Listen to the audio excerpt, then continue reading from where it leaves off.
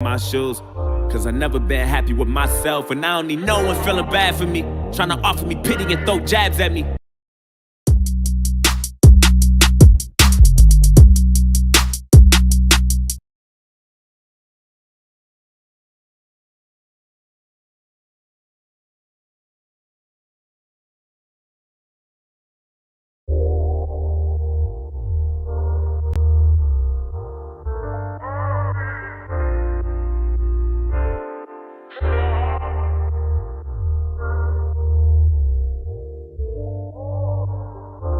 Go ahead and call me a coward, say that I'm not strong because I'm not like you.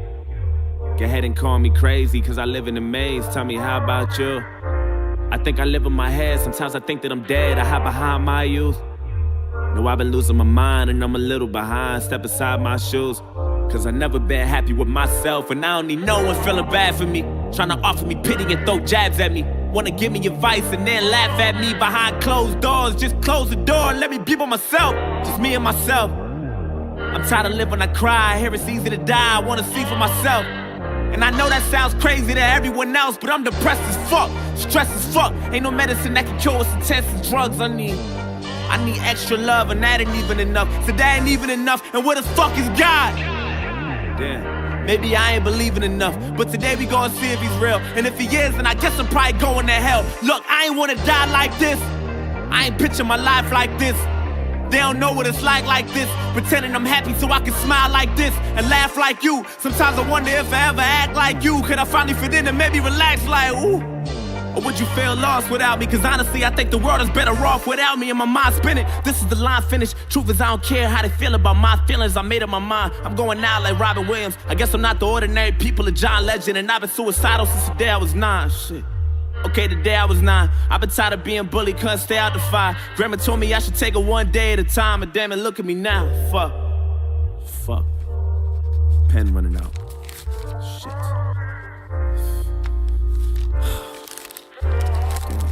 Look, just know it's a new day, but if you're reading this, then it's probably too late.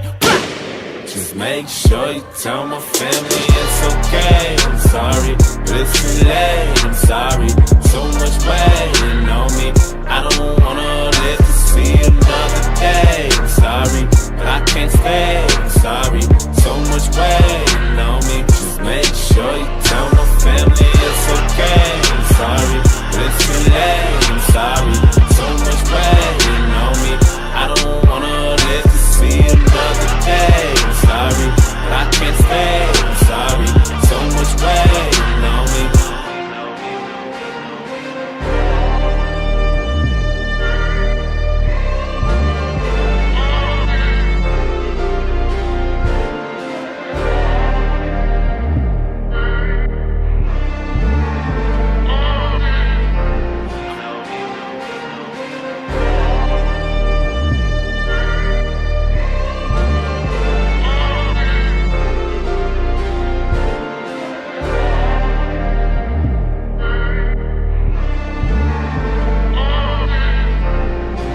What you wanted, I hope you finally happy. It's too late for you. Been going out of my mind, you don't know how many times that I done prayed for you.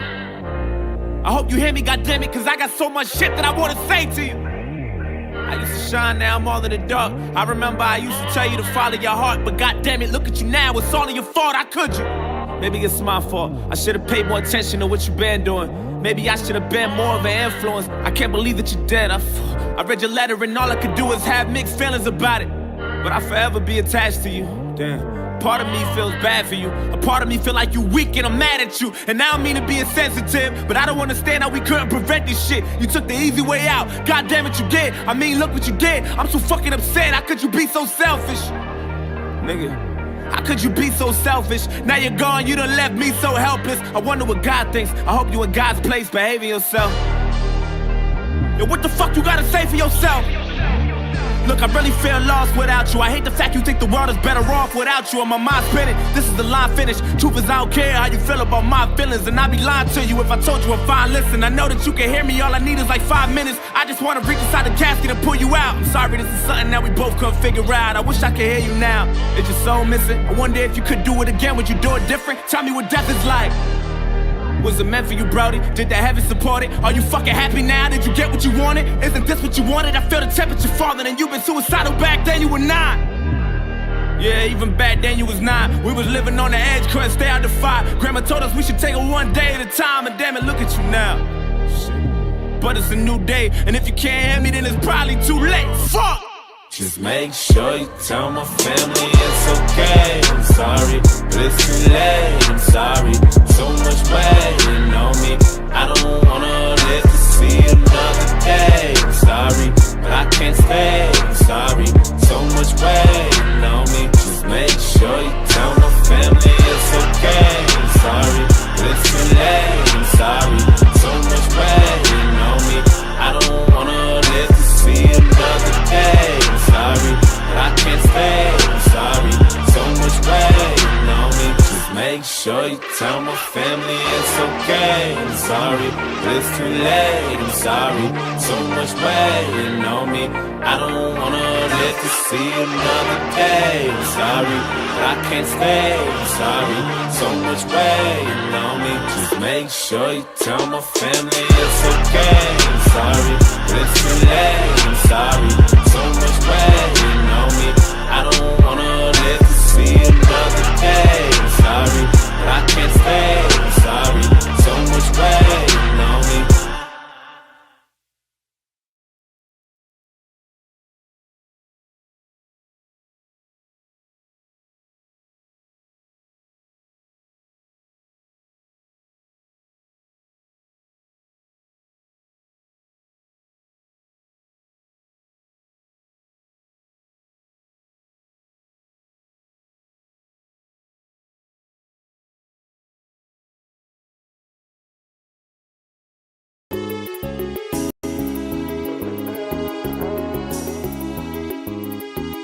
I know some niggas out here, they despise what I'm doing.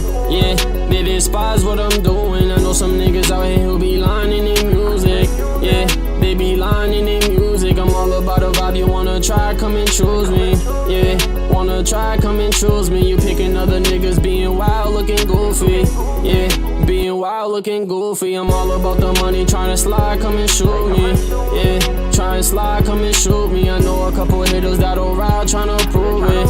Yeah, they'll ride, tryna prove it. Banging, a lot of niggas, they be slinging couple 30s. Couple niggas switched up, always know they'll do me 30. Left it in the past, but they still out here tryna hurt me. Right off for you niggas, pick your man, I don't feel none. Bitches used to dumb me, see me up, they tryna feel some. Talking about the ops, you seen them twice, just go and kill one. Mary's on my body, shorty mouth be going crazy. Really gotta do this for my day one. Drinking Casamigos got me nauseous. I know a couple niggas that'll pop shit. Chino told me go and get a pack and make a profit. Chino told me go and get a pack and make a profit.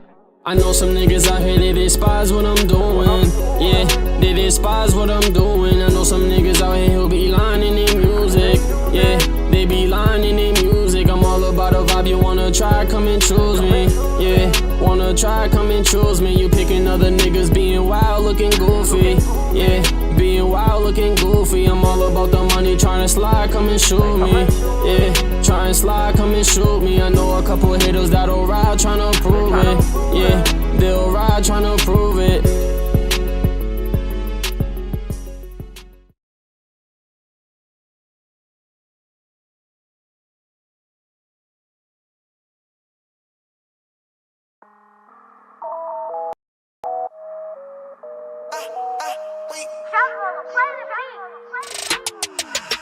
Wait, you know the vibe. We pull up on them and up it and slide. My shooter pull off and tuck it and drive. We VIP and you can't get inside. Bitch, you can breathe, you ain't falling in line.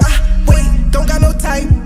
Wait, give her the pipe. Killing her dead, tell her go to the light. Bustle the please, get out of my sight. Man, that's a filter, don't fall for the hype. We made $1 million off pills in the white. Get to the money, we stacking it high. Sick with the head, she be giving me life. Pay me my money, ain't saying it twice. Wait, save your advice. Don't talk to me, bitch, let you talk to me nice. Mask, got a bag on me, can't see from the speed. Pass, catching bodies for free, Pull with a ski mask, got a bag on me, can't see from the speed. Pass, catching bodies for free, coming with a bag till I fill it up. Pull up pump 6, you fill it up. All gas, how you want it, we can give it up. $100 million in the bank, already.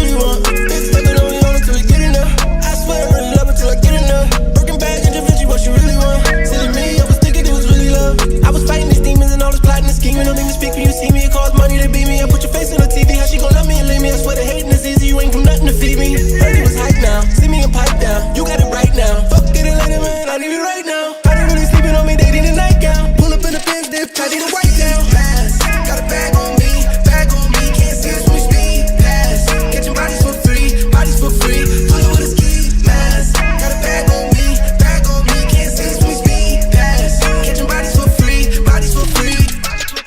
Wait, you know the vibe, you know the money on top of my mind. If she gon' give me the top, then I'm fine. If they don't see me, these bitches can shit line. Pay me no money, I pay you no mind. Cartier lenses, they blocking my eyes.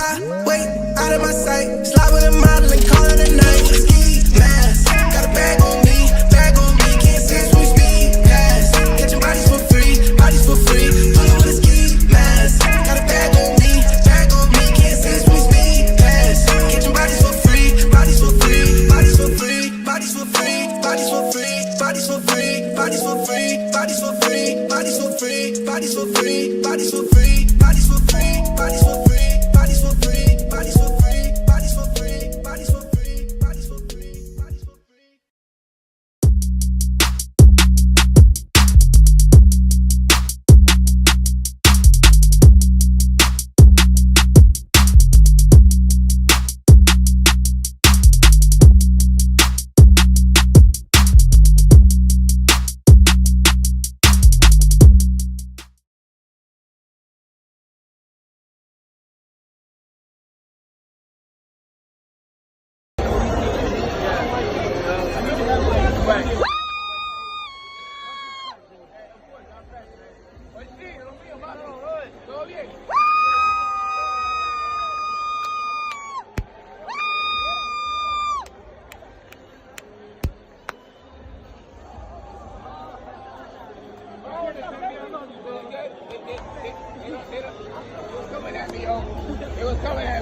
Tap the shit out of him. The guy was coming at me crazy. What? Wait, I was taking a ball. I don't matter.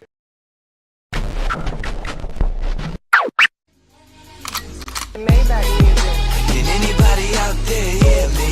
Hear me? 'Cause I just wanna...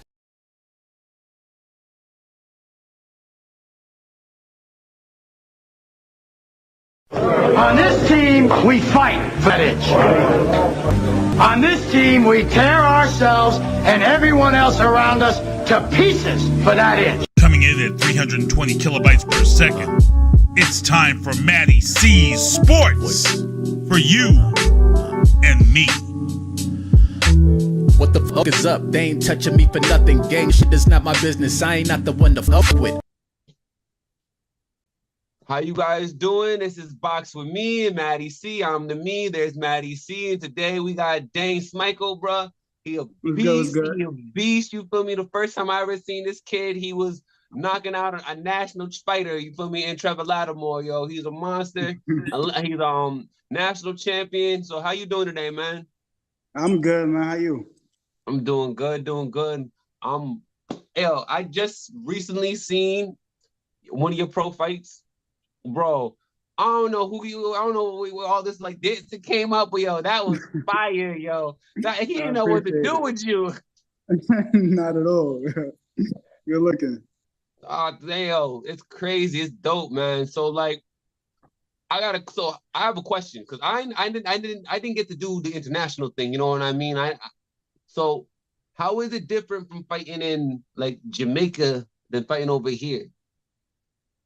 Okay, well, the amateur scene overseas is completely different. I believe it's judged way differently, and you know, there's no headgear. Most countries don't wear headgear when they compete in amateurs, right? So I would say, what's that? We had went to the Olympic trials in Memphis, me and you. Yeah, right? Yeah. That was the first time I competed without headgear. And then, you know, I got stitches every single day and stuff like that.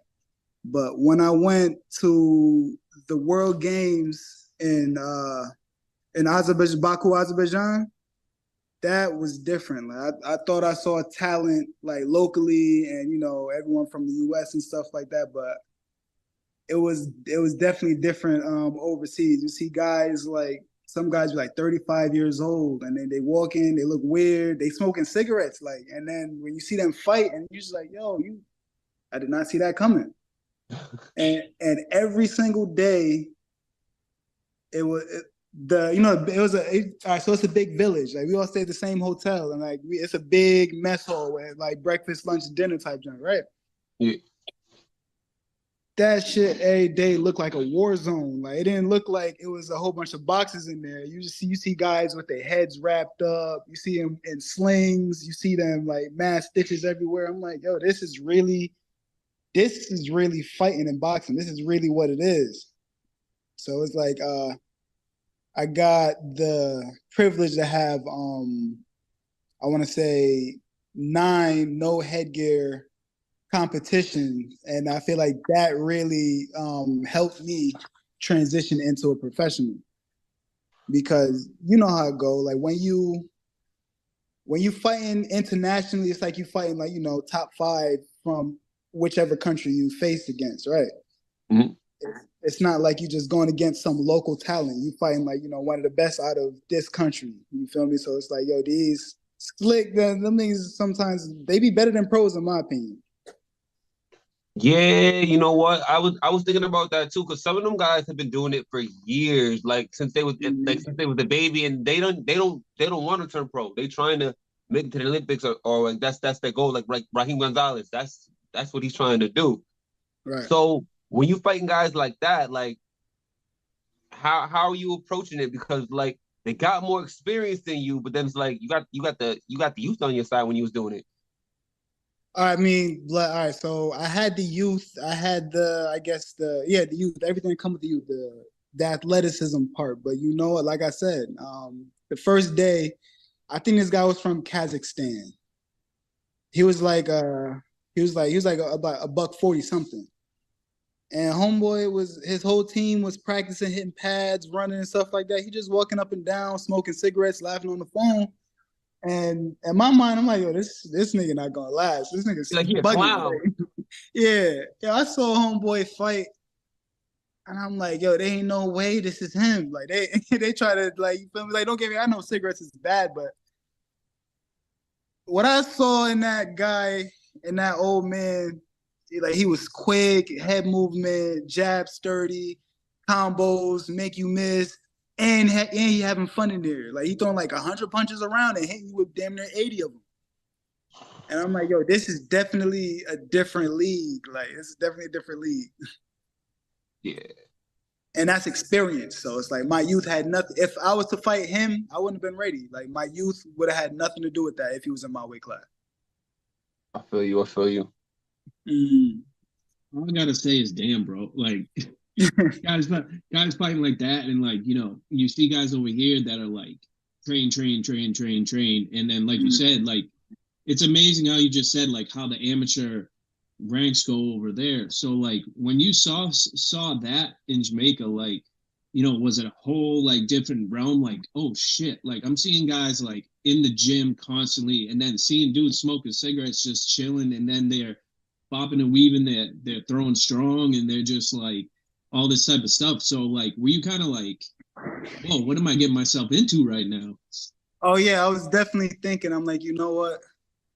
I definitely might be a little in over my head. You know what I mean? I'm like, because, all right, so I won the nationals in Jamaica in my weight class. I was actually supposed to advance to the one of the continental qualifiers in I believe it was in Argentina at the time, but politics and stuff got in the way of that. So they ended up sending me to the World Games. But it just goes into how sheltered we are. Not only like do we not like, you know, see how like other people live and work and stuff like that in all these other countries. The sports is a different animal as well, and I just like co-sign. I'm like, yo, dad, I'm over here. I'm thinking I'm a beast, but little do I know, like I don't know nothing. You feel me? I feel you on that. So it's all like it was crazy. It was a crazy experience. Like even like getting there, like, you know, I'm representing the country. They didn't even send me with a T-shirt that said Jamaica on it. Like they didn't bring me no coach. They didn't bring me no. They just sent you? They didn't even send me. All right. So what happened was I won the nationals out there, right? And then I went back to New Haven right after, like maybe a week later. And then I'm on Facebook and I see they sent a team to Azerbaijan, and then the person I beat in the semis, he was representing the 75 kg. I'm like, yo, I beat him in the semi pros. He wasn't even runner up. Like, what's going on? But you know, local favorite, whatever. That's okay. So after he didn't qualify, they gave me a call and was like, yo, well, if you still want the dream and want to keep it alive and stuff like that, there's a last qualifier, but you're gonna have to pay for it. You're gonna have to figure it out, but we'll be able to sign you up. I'm like, all right, you know, fuck it, whatever. I'm like, you're gonna be able to send my dad. He's like, we're not giving you nothing. You're gonna have to go. You're gonna have to handle it by yourself. I'm like, all right, so what coach am I getting? And they're like, we're not giving you nothing. I'm like, oh shit. Right, that's crazy. Damn, baby. Nigga, so I went to JFK. I started a GoFundMe page. That's what I did. And niggas held me down. I went to JFK and I went to a completely different part of the airport I've never seen before in my life.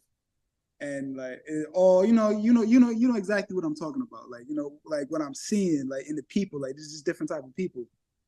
Get on the plane, 8 hours of straight turbulence, violent turbulence. And then we get to Turkey, another like 6 hours to Azerbaijan, straight turbulence. And I'm like, okay, yeah. I called my dad. So what do? He said, you're gonna have to find somebody that's gonna corner you. I'm like, every country is under here right now has somebody in my weight class. I'm competition for everybody. He said, well, the worst they can say is no. I'm like, okay. I asked Puerto Rico, Cuba, money. I asked like over like 20 something different coaches from 20 something different countries. They all said no. And then St. Lucia said, all right, we got your back. It's no problem. And they had a nigga in my weight class. But like, there was like, it's no sweat. Like, you know, we help each other out. Like, you know, it's all about the dream. It's not personal. I'm like, I wish everybody else thought like that. Facts. And so St. Lucia was holding me down. And I ain't gonna lie, a lot of stuff happened on that trip. So I was actually there with Richard Hitchens. You know him. Yeah, Africa. Yeah, no, Haiti. Huh? He was representing Haiti. Nah, but they call him Africa. Oh yeah, they do. Oh shoot. Yeah. So he was there. But like, yeah, like we go. I go to fight. I have to go against Israel, and I think I won the fight, but they ain't see it that way. Even the kid, he looked at me when they raised his hand. He looked like he was in shock, but then what he gonna do? He started celebrating. He started doing cartwheels and stuff like that. I'm like, dag, like, so I came all the way over here, all of this stuff. I got this St. Lucian dude in my corner, just yelling. I don't even like, feel me? I know some stuff he talking about, but like, I already know what's going on. So it's like, damn. And then I realized I just came all the way across the world to just fuck up because I could have done a lot more easily.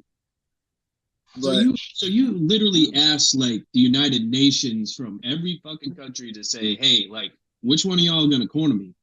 Yeah, I just went over there and like they all spoke a little bit of English. They didn't really know English like that, but they knew what I was asking. I'm like, can you corner me? No. Can you corner me? No. And I respect it. You feel me? It's just how it is. Why would you want to help the competition, right? Yeah, right. And so, yo, I respect you, bro. I respect that. I don't know if I would have went though. Like I might have been like, fuck it. Like that's some shit. Yeah, more power to you, man. A whole nother country. Yeah, a whole nother country with not knowing what's about to go down. Boom, boom. I'm mad paranoid. I don't think I would have went.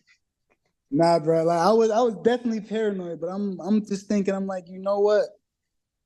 There's a huge risk, but this reward is about to be sweet. You feel me? Like imagine little Mike, because my dad got to represent the island in the Olympics in '88. So, and I'm like, okay, maybe this is my time. You know what I mean?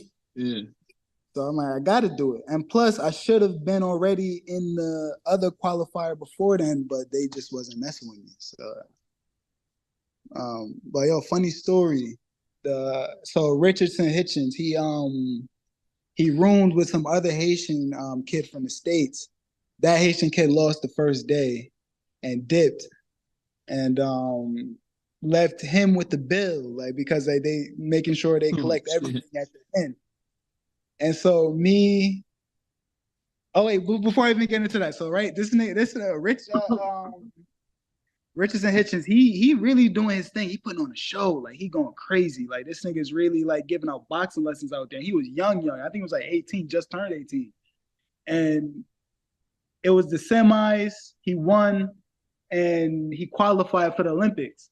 But he was just chilling. And I remember we was in the back of the little taxi. I'm like, yo, my nigga, you do know that the competition not over, but you do know like what happened, right? You qualified for the Olympics, like you going to the games, like you representing Haiti, you from New York, and you about to be in this junk, and you just a kid. And he was like, yeah, I know, da da da. I'm like, do you see how big it is? And then, in so many words, I let him know how big it was and the opportunity and stuff like that. He's like, oh shoot, I didn't even look at it like that. I just looked at it as, I'm just gonna keep fighting. I'm like, nah, nigga, you basically became a celebrity overnight, nigga. And then, and then he was like, oh shoot, like, feel me? So now, long story short, it's the end. Now, security in the hotel is big. Like, you can't leave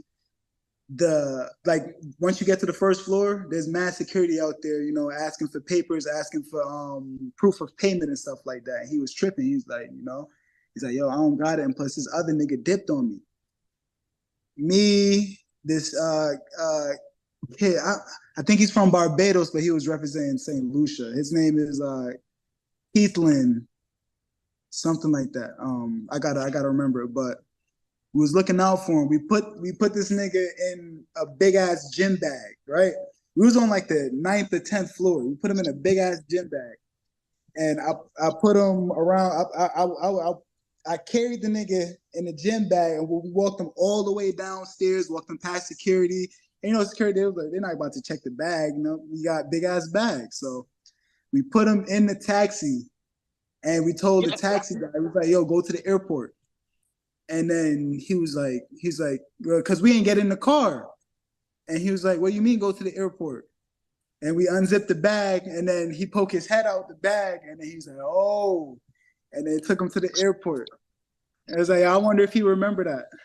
Oh, he definitely remember that. He definitely remember that. Yeah. But we got him out the country slick without having to pay nothing. You had the wildest adventure on that, man. You a real one for that, yo. You a real one for that. When we put him in the bag, I got you, yo. Yeah, we put him in the bag. I think he was he was definitely like $140. So that was, we got big gym bags. You feel me? Yeah, that's funny. Damn. I can't wait to see him again. Like, yo, you remember that? And he yeah. So tell me, how was it making the turn from amateur to pro? For me, I low-key, I feel like I did it backwards. Like, I feel like I used to fight like a pro, and now in the amateurs, I'm more like punch, punch, punch. I mean, now as a pro, I'm more punch, punch, punch, punch, punch. As in the amateurs, I was like picking my shots and like working. Like, how did you switch up? Like, what did you change to, like, you feel me? I know exactly what you mean, because I had the same little issue. I was in the amateurs with the pro style, and then always end up losing a close fight just because this dude threw 10 more punches, and even though he didn't really hit me. But I didn't switch up. I just kept my pro style, and I just I guess one thing I developed over the years was like that killer instinct type junk, you know what I mean? Because before, like in the amateurs, I can make them miss and make them pay, but it was just like bah, back up, pop, back up. But now it's like pop, back up, pop. You know what I mean? Yeah. So I didn't really make a change.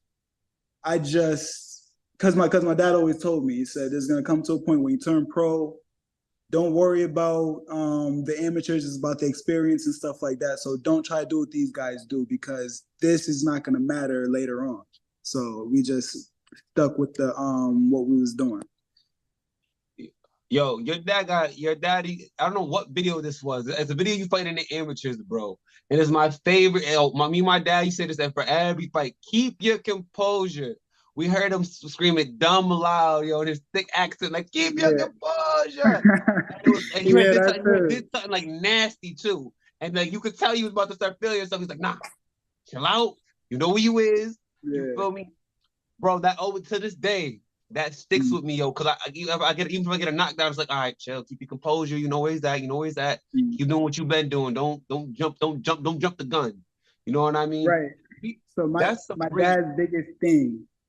biggest thing was he's like, it's not fighting, it's boxing. It's never personal. The minute you start feeling yourself, the minute you start doing too much could lead to your downfall. And then I didn't really get it at first, but all right, so you know how people say you can't play boxing? Yeah. I mean, I disagree because Russian roulette is also a game. You feel me? It's just a very dangerous game. And boxing just happens to be a very dangerous game, but it's still a game. You feel me? The people who say you can't play boxing, they go in there with this thing where, like, you know what? It's just straight up danger. But if you go there with straight up danger, then you can't on your mind, and you can't keep your composure because in your mind, you can't be composed if you think you're in danger. You feel me? Facts. So when you go in there calm, cool, and collected, if you get hit or not, like first things first, it's a fight. You're gonna get hit. So once you actually accept that, you'll find that punches hurt less. You find that you get punched less, and you find that it's actually not as scary as a lot of people try to paint it out to be. You feel me? Yeah, it's really not. Like, when I be telling people I'm a boxer, they're like, "Oh my God, you get punched in the face," and I'd be like, "Bro, like it's not as big as y'all trying to make it out to be." Like, you gotta practice not to get punched in the face, but if it happened, it happened. Word. Sometimes I don't even realize I got punched in the face. Exactly. So going into it, man, I know Jalen, we were talking about Lomachenko and Haney, but like now that you put that in perspective, that boxing can be dangerous and it's also a game too. Like I felt like there's been three sequences now. So now Gervonta Davis beat Ryan Garcia. I saw the scaredness in Ryan Garcia. Devin Haney when he pushed Lomachenko. That was scared.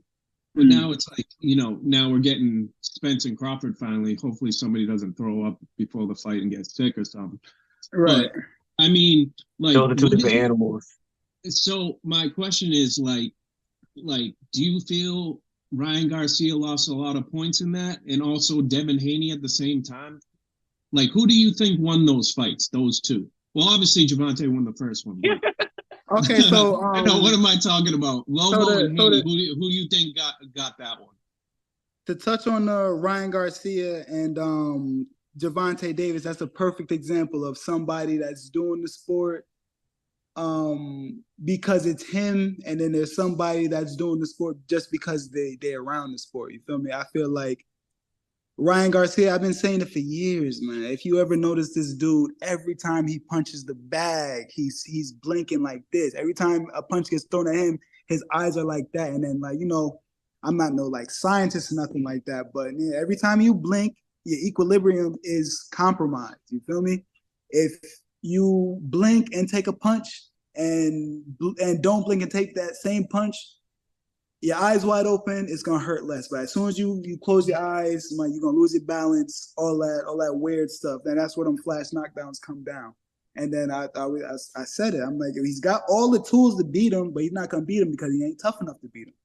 And nobody could understand because they just looking at him as a man. Like, yeah, he's fit, he's taller, he's strong, he's got crazy power. And then I just asked him, like, but could he fight though? And then, like, yeah, obviously he could fight. Look at him. I'm like, come on, like, this pro scene is all smoke and mirrors. Like, a lot of times guys be in there and just because they got gloves on too, you think they're a pro boxer. Yeah, they're a pro boxer, but are they really a boxer? Like, you feel me? And they're like, yo, he just beat Fortuna. I'm like, come on, my nigga. Like, Fortuna been out the game, number one. Number two, he wasn't in shape. Number three, he went up in weight, like 2 weight classes to fight the boy. And to me, I feel like that's more bullying than fighting. Like it's like, you feel me? Like anybody could have that as a credential.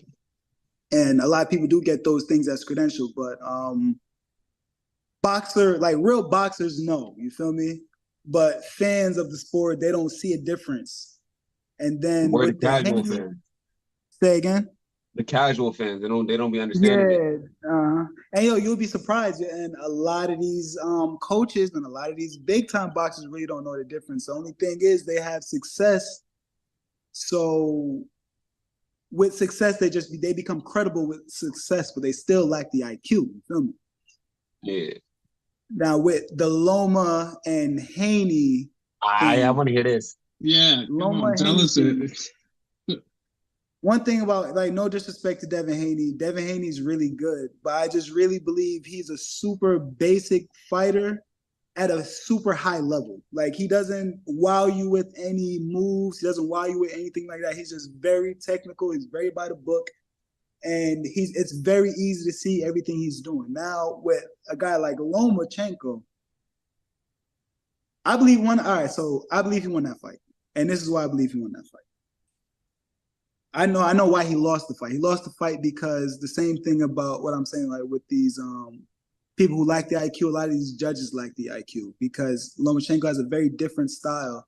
And you have to really, really be analytical to actually see the beauty in what he's doing, to actually see him landing all the points. So if you have an untrained eye, then you're going to miss a lot of stuff he's doing. And I believe a lot of times that be the robberies in the sport where they're not really trying to necessarily rob the people. They just are not that good at judging. And the other people would say, oh, but they judge this fight. They've been judging for years. I'm like, so what? When was the last time you seen somebody like Lomachenko? And then they'll say never. I'm like, okay, that's them. They've never seen that before. But it's easy for you to point out, okay, Devin landed this many jabs, this many straights, this many hooks. That's easy because he's doing it like right in front of you. Where it's like, Lomachenko, he's changing angles, he's doing this, he's doing that, he's punching you with his eyes closed, he's punching you behind his back, he's doing this, and they miss that because a lot of these dudes never even fought before. Yeah. Yeah, yo, that bothers me. I feel like you can't be a judge if you ain't never been in the ring like that. Like, you ain't been a pro fighter, you shouldn't be judging no pro fights. Like, respectfully, only reason I say that is because when they do be getting the fight wrong and all that, it's like, bro, they don't be understanding like what they taking away from someone. They don't understand they don't know what this man just went through to get here. Sometimes like that he could have spent his last to get to this fight, and like he's getting paid regardless. But like, if I earn my win, I want my win. You know what I mean? Right. I get you can't. And then it's like they want to complain. Oh, you're complaining that you're complaining. Yeah, I'm gonna complain, bro. This is my livelihood. Like, you feel me? I gave brain cells for this. My time, relationship, a lot. I got a lot of stuff I get for this. All I want is a fair shake. And for them to be mad that you want a fair shake pisses me off. It's like, bro, really? Mm-hmm. Well, that's just another example of life, and where it's like you got somebody in charge of a situation that they don't even know really. They wouldn't even be able to perform it, but they about to judge you. You feel me? Yeah. That's just how it is, man. Makes no sense to me at all. Same with referees. They all that. I feel like you shouldn't be able to be a referee unless you've been a fighter before, because stopping it too early and stopping it too late is ridiculous. There's always a spot in the fight where it's like, all right, bro, it's enough. You don't need no more. Or you get in there, but you know what I mean? But fighters know when it is. If you ain't never been a fighter, you don't know what it is. You gonna stop it too early or you gonna stop it too late. You know what I mean? I rarely see a good stoppage nowadays. Not for real. Like you see, you called it. Like, they either gonna let you continue to take punishment just because they think you supposed to be tough, or they think you're tough enough to handle it, or they stop it too early because they know they wouldn't want to take that. So they looking at it as, yo, I don't know. Yeah. But that's like hard, that's like Tony Weeks the week before. What? Come on. That got nothing to do with boxing or nothing. That had to do with money, baby. He got to pay you. Yeah. Because there ain't no way. Yeah. That was the thing that was a blatant, like, hey, here's your belt. Like, all he did was push off, and Jalen knows how aggravated I am about that. What was the older homie's name? Barroso. Yeah, he landed more of the punches in that exchange. He landed like 3 or 4 punches. Broly hit him in the head and hit him in the shoulder and missed everything else. He hit Broly like with 3 or 4 punches in the middle of that shit, and then they stopped it. Like, he's winning. Like, what you mean? How you stop it for him when he landed more punches in that exchange? You so crazy, dog. And remind you, he was the ref for Castillo and Corrales, and you can't tell me that you're calling that like, come on, bro. Word, there was at least 3 or 4 exchanges where he could have stopped it for Diego Corrales or for Castillo, either one. I remember, that shit was crazy. And then he did the Badu Jack fight when he had the big old gash in his head. He ain't stopped nothing, covered in blood, chilling, smiling, like. But like that's like you said, I believe there's a lot of important people and a lot of money involved, and it's all about creating narratives and then, like building up for like the next big payday for whoever it like involves. And that like, for example, that Diego Corrales and rest in peace and Castillo fight. If I was that ref, Castillo would have been one, because I would have had to stop it, because you done dropped this nigga mad times, and I don't know what can happen, but in like right now, you're getting fucked up. And you really getting fucked up. I'm about to stop it. But then you really wait until this nigga gets his 3rd or 4th win, he come back and he knocks the other nigga down, and then you stop that. And I feel like, in my opinion, those other knockdowns by Castillo were like the same, if not worse. But you stopped this one. Wait, but I can see him not stopping it, because watching that fight, even when Corrales gets knocked down, he gets up, his legs are under him, he's still fine, he's coherent, he knows what's going on, you know what I mean? But when Castillo was getting hit, you could tell, like, that one where he snapped back, like, he didn't know where the hell he was at. He didn't know what was going on. You know what I mean? That's when you get hurt. So that's why I agree with that stoppage. Like, all right, Castillo, he wasn't all there when he got hit with that big ass punch, and he didn't fall. So because he didn't fall, he was about to get hit with some more shit. And it's like, do you need to get hit with that, knowing like you don't know where you're at? I'm definitely gonna have to stop this fight, because if Diego kept going, he was gonna have to stop it regardless, because he wasn't even defending himself. His hands was down. Right. So that one, I understand. Like, all that's gonna happen is you're about to get a lot of brain damage, because you can't defend yourself and you're out low key on your feet, and that's gonna be your head bang bang bang bang. But with Diego was boom boom, oh, you're down. All right, you're up, you're jumping, you know where you are, boom boom, oh, you got hit again, but you're up, you're jumping, you know where you are, your legs is here, you can still defend yourself. And if you can still defend yourself, it's different. But there was no defense. Like, he got hit. There was no life left in him. That's true. It's just weird. It's just weird that you let something like that prolong, and then the turn of events is crazy. Like, to me, you feel me? I watched that clip like 1,000 times, bro. That's one of honestly, that's one of my favorite fights, low key, My pops was at that fight, if you survey the crowd, you can see his ass. Yeah. Yeah, I did it a couple times. I was like, look at you with your fucking rollie on. I see you. That's what's up, man. How you doing though, man? How you doing? I'm doing good. You feel me? I'm chugging along, trying to get another fight. I'm trying to get a big fight. They offered me a couple of TV fights, but it didn't go down to where I wanted to go down. So I'm waiting. You know what I mean? I want my chance to show everyone what I can do. I'm trying to get Jahar Tucker. Jahar Tucker do not want to sign the damn contract, bro. They don't. He's be tucking and rolling and running. I need that fight, baby. I feel like. Well, wait. That's you at middle, right? Nah, nope. I fight 154 and 147. Honestly, Okay, bro, well I'm done, keeping it super. banned. I have no idea why I'm a middleweight on BoxRec. I've never fought higher than 154. Big eye. All right. So I know BoxRec is weird. If you fought at 154 and the opponent came at like 158, they're gonna put it to the what's the name? All right, well then that makes sense. My debut, my opponent was like 160. Yeah. Same thing with me. I debuted at 80 something, and now I'm forever cruiserweight. Yeah. Oh, it's like it's an algorithm thing, like with opponents type of deal. No, my opponents be coming in over. They sign a contract for 54 and they come in at 160 and then they just get beat. Yeah. Okay. That's all it goes. It should be annoying as hell. It be making me mad too, because I'd be like, I could have ate breakfast, dog. Like, nah, yo, listen, yo, so this is funny. Like, all right, so not this past fight, the fight before last. I was supposed to. I thought in my mind I was fighting at 175, and it was 175, 175, 175. Yo, what weight? 175. I bet I'm gonna make that easy. And then my opponent comes. I'm looking. It's fight day, and we've been through so many opponents. They flaking, and then we got a last minute one. I don't know what the nigga looked like.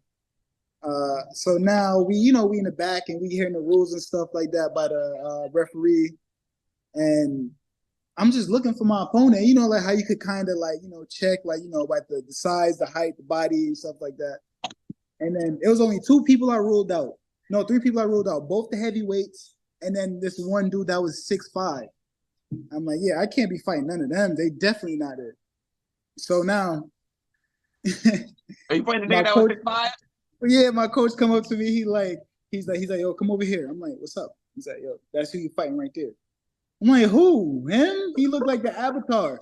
And then he was like, yeah, him. And then he started laughing. He's like, yo, that's what they call him on BoxRec, the Avatar. I'm like, yo, that's funny as shit. Wait, yo, that dude from Springfield? Huh? Dude from Springfield? Yeah. So now, what? Yeah. So now, what's the name? I'm over here, warming up and stuff like that, and everybody's so nervous, and they're like, "Yo, he's so big." I'm like, "Yo, he is kind of big." And then now it's time to sign because the contracts came in late, and then I seen the contract it say 180. I'm like, I'm 173 right now. You feel me? And he's definitely not 180. Ain't no way telling me he's 180. Let him step on the scale. Oh, we don't got a scale. I'm like, whatever. Wait, what you mean they don't got a scale? This wasn't the weigh-in. This was fight day. Yeah. This is the fight day. So I'm like, he not 180. You're not telling me he 180. But anyways, I got people that came through, and even if he 200 pounds, he gonna have to see me anyway. So here it go. Long story short, the fight's over, and then me and him chopping it up in the back. And then he said, yo, you really short for 185. And I started laughing. I'm like, because he just told like that he was 185 or 185 plus, and I was 173. Yeah. So I'm like, well, feel me? That's the boxing world, man. It's a lot of people think it's real structured and stuff, but like it's real grimy. It's real grimy. You feel me? You gotta watch the scale. It'd be wild. I fought in Worcester one time. Yeah. The fight was for 52. Dude came in at 163. And then he went downstairs, came back upstairs, and was 153. Like right. Like what? Out of nowhere. You know Elvis Figueroa? Yeah. Yeah, so I fought against him. And I always fought at 75 kg, 165, 163, whatever. But, Elvis is a big name, so I'm really getting in shape for this fight. And then fight day, my boy, he was he fought at 178. And they said they were going to, like, make it happen if I was a little over and he was a little under. Bro came in at, like, 182, 183. And I came in, like, 159. And I just had to weigh myself with my Timbs on and my jeans on, and I feel me. I was 162. That's like, all right, fuck it, we'll do it. Yo, that's how it was when I fought Trevor. I came in at 150 and he came in at 65. And I had to put the water bottles in my pocket and stuff so I could weigh it. Yo, I already know what you mean, bro. Yeah, but we can't be exposed in sport like this. So a lot of people don't know about this. Yo, so boom, all right, bro. How did you feel for your debut? Like how like I was nervous. I'm not gonna lie. I was a shivering bitch in the back. I was like, damn, these wins and losses count now. Like, fuck, I gotta be on my shit. Honestly, I was nervous. I was nervous. But then when I saw this nigga, I'm like, I saw him. I saw his picture on BoxRec. I saw how tall he was. I saw this. I'm like, I was nervous. But then when I saw him at the weigh-in, I'm like, oh no, hell no, my nigga. Ain't no way, bro. Ain't no way. And then when we walking out on fight day, I'm looking at this nigga. I'm like, yo, this nigga about to piss his pants. He looked nervous. Like I could feel how nervous he is from all the way from where I was at. And so, like, I guess I got lucky in my pro debut to not be nervous. But nigga, that nigga, if you would have seen this nigga had a little gut and all that. I'm like, I'm about to hit him right there.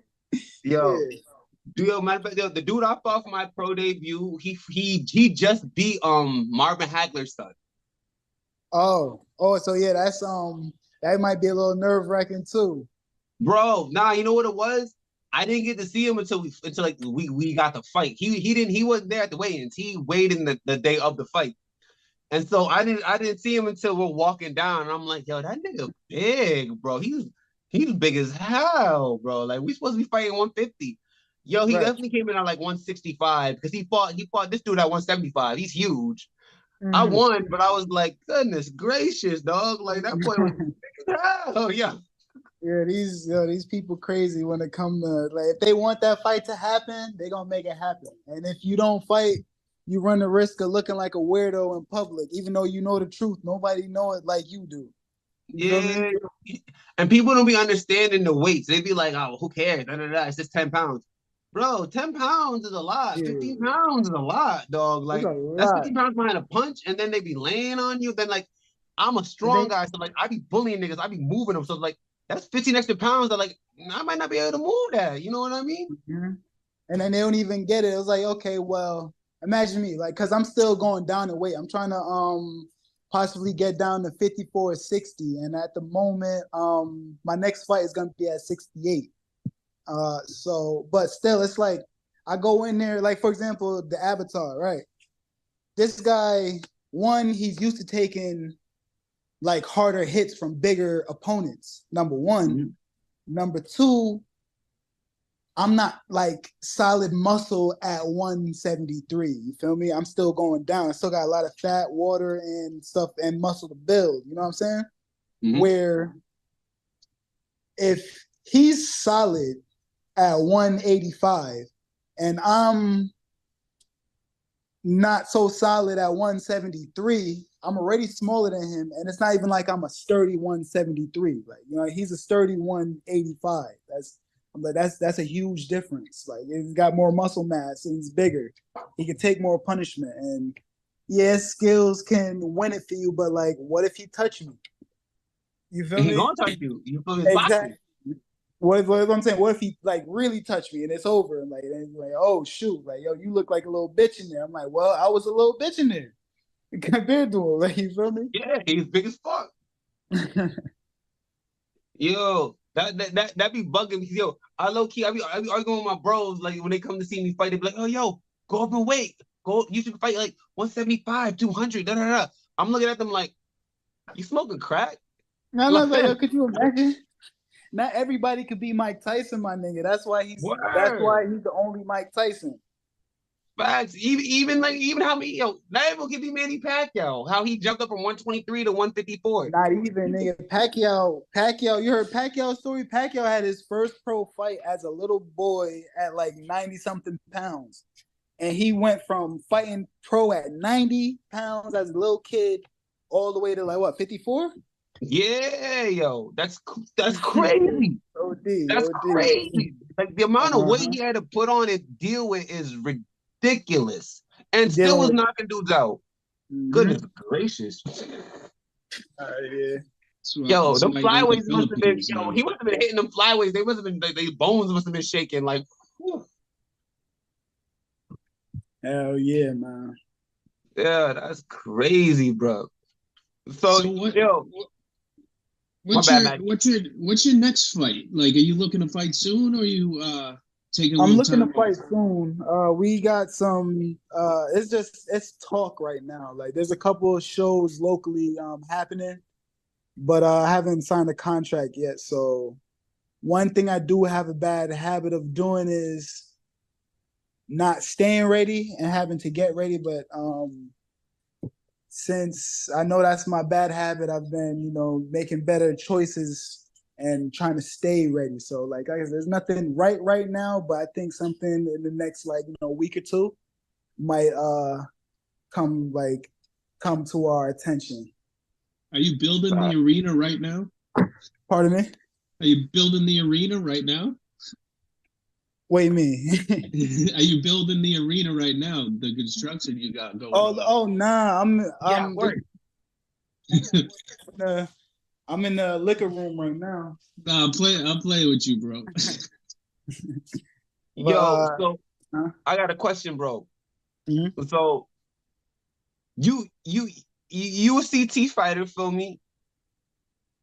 Out of all the fighters you see around, like, what's a good match you would like to see, like this fighter versus this fighter? You feel me? What's a good fight from New England CT? You feel me?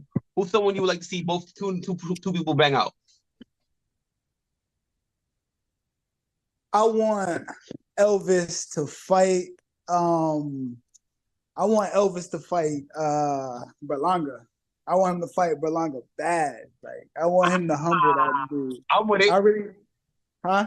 I'm with it. That's a good one. Yeah, they need to let that drink happen, and I need him to be humbled because, like we was just saying, how you can be great just by credentials, but not really have did anything. I really don't believe, like, bro, 10 first round knockouts and then the impressive knockout rating and stuff like that. Like, come on, man. Like, anybody could do that. Like, fighting the guys you fighting, bro. I want to see you fight somebody for real. And then the one like C+ fighter you fought, you ran from him and you bit him and got suspended. Like, that's weird. You feel me? And I need my boy Elvis to go humble that dude, yo. Yo, yeah, that'd be a good ass spot. I think Elvis might take him out. Yeah, Elvis. Yeah, he gonna be scared of Elvis. he gonna be scared of that boy. All right, so yo, you just gave me a new fight. I'm pushing for, yo, bro. I didn't even think about that, bro. That's a good fucking fight. Yeah, heck yeah. And plus, I believe I think Elvis just fought this past weekend or 2 weeks ago. Now he just fought like last week. Yeah, he I think he like 15-0 or something like that. And he doing his thing. 15-0, and it was a good fight. It was a good fight. Yeah, I need that. I need that to happen. So, Dane, is there anybody you want? Anybody I want? Oh yeah, I already told. I'm like, cause like right now I'm in my getting fit phase because right after the World Games, I took all them years off of boxing, started working at Popeyes, got fat. I got all the way up to like 220 pounds. And I just moved to Florida when COVID hit to try to take it seriously before I missed my window. All I'm saying is when I get in shape, I think either at 54 or 60, I just need it all. I need all the smoke, like whatever it is. Like I'll come B-side or whatever. I got something to prove. I got something to show. You feel me? See, I love that. You moving how I'm moving. That's like I'm calling all the A-listers out. Like, all right, bro. Like you signed with Golden Boy. I'm trying to get with you. Signed with Top Rank. All right, I'm trying to fight you, bro. You feel me? I'm trying to show how good I am. You on the same page, trying to show them that you're great. I respect that. On some other junk right now, I'm actually training a couple fighters right now. I just got this head coach opportunity, And I want to be like, cause you know, a lot of like world champions end up producing world champions, but that'd be like 30 years later, 20 years later, nigga. What you think about being a world champion, like, you know, fighting for a belt this week and then having to corner your guy next week for his world title bout? Like, I'm trying to be like that. You feel me? That'd be fire, bro. That's history making right there. That'd be Let fire. these niggas know I'm official for real. You know what I'm saying? Hell yeah. All right. I'm with that. I respect it. They gonna be on some junk like, yo, you see who we got in his corner? He just won a belt last week. Yeah. Hell yeah, yo, that's fire. He won a belt last week. I got my belt this week, and they getting their belt next week. You're gonna have a whole little fucking stable. For real. Yo, so I feel like we got pretty much everything we needed today, bro. You feel me? I appreciate you coming out. I appreciate you taking the time to talk with us, bro. And bro, I can't wait to see what you're about to do with your career, bro. Cause yo, you've been one of my favorite amateurs for a while, bro. I'm not gonna lie. When I seen you fought Trevor Lattimore, I've been a fan ever since then, bro. That shit, I was there, bro. I was there. Oh, you was in there? What's gonna happen? Boom, boom. Oh shit! What the fuck? Out of nowhere, first round. It was crazy, bro. So yo, honored to sit here and talk with you and chat it up, dog. You know what I mean? And Mattie, you got anything else to say?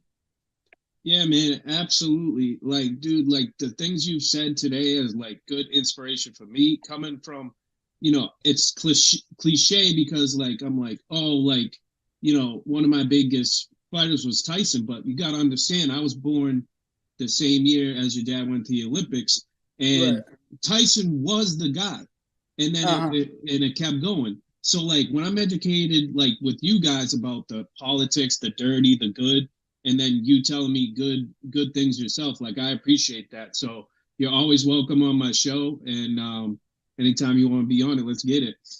I appreciate you, man. Thank you. Before we let you go, I decided to ask one more question. Hold on. Yo, what's up? Tell Mattie he gotta get punched in his face one time. He gotta let me punch him so he knows what we go through. He won't let me. Why would I tell him to do that? Why would I tell him to do that? All right, Dane, are you in Florida now? Yeah, I'm in Orlando. Okay, so I'm going to Disney with my daughter. So I'll let you punch me. Why you gonna let him punch you? He big as hell. How about it? Listen, man. I don't recommend getting punched by people who can or cannot punch. That's not what we do. We hit and don't get hit out here. Thank you, Jalen. It was just a point. That was a point. Yo. They know what it's about. He don't want to. He's a nice dude. He don't want to do that. Yeah, man. I think Jalen might be out for blood. I don't know. I'm not out for blood. I just want to make. I'm not out for blood. I feel like we need to do that and put it on our TikTok channel. I think it would be funny. Oh, I mean, like if you about to put on like a bodysuit or something like that, you know how like Ryan Garcia be doing it. Yeah, that's what I'm saying. We can do something like that. Yeah, that's different. Oh yeah. Let's get it. That's all fun and games. See, all right. Say less, Mattie. I got the bodysuit in the car. Okay. So, how can we follow you, Dane? Oh yeah. You got Instagram, Facebook. How can we follow you? Facebook, everything. Let them all know how they can get in contact with you and see you. Okay, so it's official _ Wavy. That's WAVEY 100, and that's my Instagram page. I'm gonna be more active on there soon. I'm mad old school. I don't be taking pictures and videos. I'm mad weird. I gotta start though, because everybody doing it. Word, I had to jump on the train too. Now you see, I'm posting everywhere. Yeah. All right, bro. Well, it was an honor talking with you. You feel me? Oh wait, one more thing. When I come up north a lot, and I'm gonna need work, and you obviously are great work. So I'm gonna have to hit your line whenever I'm back up there. All right? Say less. Hit me, bro. You already know. I got you. Say that. Matter of fact, there's a whole bunch of motherfuckers over here for you. I got you. The Springfield is way different now. We got a great gym out here now. Okay, bet. But listen, let me get back to work so I can still have a job. You're. You definitely told your man 15 minutes ago, like 45 minutes ago. Yeah, word. It's been a clean almost hour, 51 minutes. Word. All right, bro. We're gonna let you get back, yo. We appreciate you, yo, Mattie. Say your send off. All right, man. Daine Smikle. Peace out, man. Have a good day and say good night. All right, man. We'll see you soon. All right, my boy. Easy. One. Thanks for watching MattieC's Sports for You and Me. Make sure to follow MattieC on MattCameron23 on Twitter, MattieC23 on Instagram, and subscribe to MattieC's Sports for You and Me on YouTube. What the fuck is up? They ain't touching me for nothing. Gang shit is not my business. I ain't not the one to fuck with. I bring the flow with lyrical stamina, rapping a million miles. One point I'm an animal, then I'm a cannibal, taking my pick and I pounce. Bold and serious, cold amphibious track murderer. A cup I need by no one, so I got my back vertebra. The heat is up, extinguisher. I got the track burning up. Don't think to touch 6 feet's enough to get the match to combust. Diamond, strike it, ignite on any given surface solid. Callous symbols that come from.